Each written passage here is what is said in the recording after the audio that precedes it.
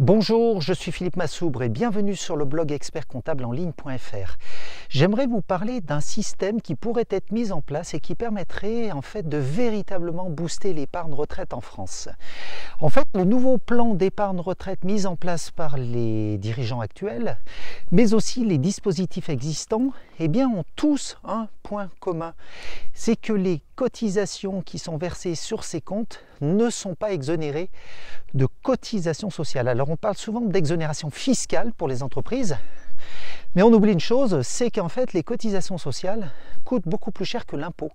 Et en réalité, par exemple, quand un dirigeant verse 1000 € sur un contrat Madelin, ça lui en coûte 1500 environ, une fois qu'il a payé les cotisations sociales, que ce soit le RSI ou les cotisations sociales salariées. Donc en fait, on aboutit à un rendement absolument désastreux, puisque vous versez 1000 € sur un compte, et donc ça vous en coûte 1500. Alors donc ça, c'est quand même un problème, et il faudrait que les pouvoirs publics en fait désocialisent les versements faits sur les contrats retraite, et là on verrait une véritable incentive au niveau des entreprises. On verrait là quelque chose qui permettrait de booster de façon très efficace en fait l'épargne salariale ou l'épargne patronale vis-à-vis de ces contrats, et donc de constituer des épargnes retraite dont ne profiterait pas le système, parce qu'en fait ce qui se passe, c'est que l'effort de retraite qui est consenti par les Français, que ce soit dans le cadre de la nouvelle loi ou dans le cadre des anciens dispositifs, que ce soit contrat Madelin, article 83, article 82, enfin toute la panoplie des outils retraite, c'est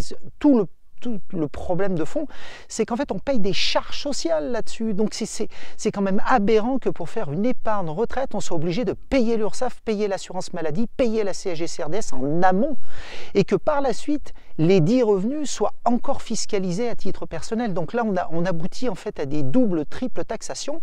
Et moi, j'affirme ici vraiment qu'en tant que chef d'entreprise, eh bien, il faudrait libéraliser les versements, les rendre déductibles socialement et fiscalement, parce qu'on parle toujours de cette fameuse déductibilité fiscale. D'ailleurs, les assureurs, en fait, c'est ce qu'ils nous vendent quand on est chef d'entreprise et qu'on veut souscrire un contrat. Ils insistent toujours sur la déductibilité fiscale, mais omettent soigneusement de nous dire qu'en fait, il faut payer des charges sociales là-dessus, et c'est ça le problème.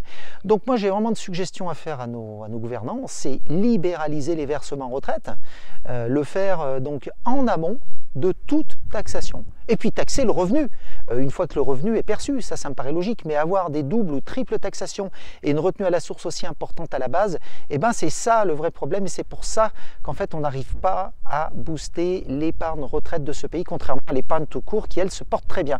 Voilà, c'était Philippe Massoubre pour le blog expertcomptableenligne.fr, je vous dis à très bientôt.